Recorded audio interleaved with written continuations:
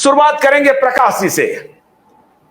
Prakash ji, 135 seat पर कांग्रेस आगे चल रही है। ये लैंडस्लाइड विक्ट्री का द्योतक है और सिद्धारमैया, डीके शिव कुमार दोनों की प्रतिक्रिया आ गई है।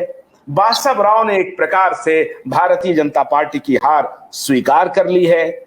आपको क्या लगता है कि कर्नाटक का चुनाव जो 2 दिन पहले हम लोग चर्चा कर रहे थे कि 2024 की पटकथा लिख दिया है, आपकी निगाह में वो पटकथा है क्या प्रकाश जी?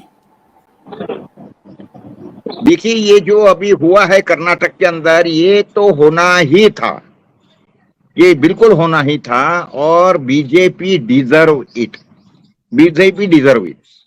हुआ क्या है, मैं आपको एक पुराना मुहावरा बताना चाहूंगा इसके बारे में कि अहंकार में तीनों गए, ना मानो तो देख लो, ना मानो तो देख लो, रावण, कंस और दुर्योधन।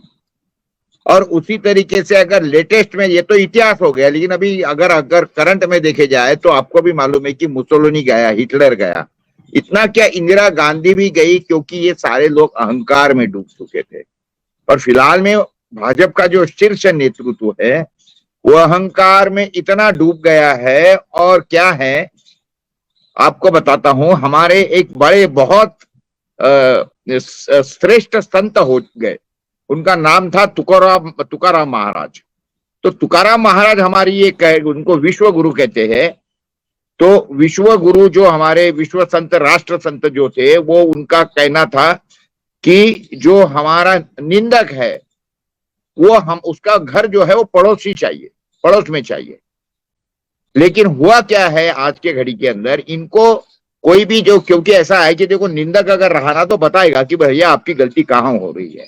लेकिन अगर आप निंदक जो है उसको अगर दुश्मन अगर मानेंगे तो वो फिर आपको भगवान भी नहीं बचा सकता। और उसी तरीके से ये सारा हुआ है।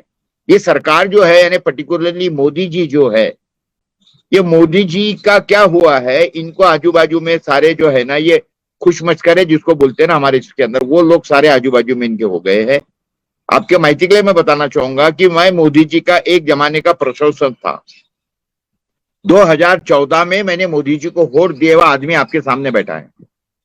क्यों वोट दिया था मैंने मोदी जी को? क्योंकि मुझे बड़ा अच्छा लगा था, उन्होंने जो बोला था, उन्होंने ये कहा था लोगों को कि आपने उनको 60 साल दिए, मुझे 60 महीने दे दो, ऐसा हाथ जोड़ के जब मोदी जी ने कहा तो मुझे भी ऐसा लगा कि यार आदमी तो सही है और सही बात कह रहे हैं। और ऐसा एक दूसरा भी मैंने सोचा कि ना बीबी है ना बच्चा है, तो नेचुरली काम अच्छा करेगा आदमी। तो ये हिसाब से मैंने उनका प्रसार प्रचार किया। हालांकि मैं तो कोई पॉलिटिकल आदमी नहीं हूं और मैं कभी कोई राजनीति में विश्वास रखने वाला आदमी नहीं हूं, और एक पत्रकार हूं, और पत्रकार का काम यही होता है कि he should be a permanent opposition leader. उसने हमेशा आईना बताने का काम करना चाहिए सामने वाले को, और जहां अंधेरा है वहां पे दिया जलाने का काम करना चाहिए। यही पत्रकार का असली धर्म होता है। उसी धर्म को हमेशा मैं क्या बोलते उसको, उसका ये होने का मैं कोशिश करता हूं कि मैं इसका, मेरा जो काम है वो प्रतिबिंबित होना चाहिए।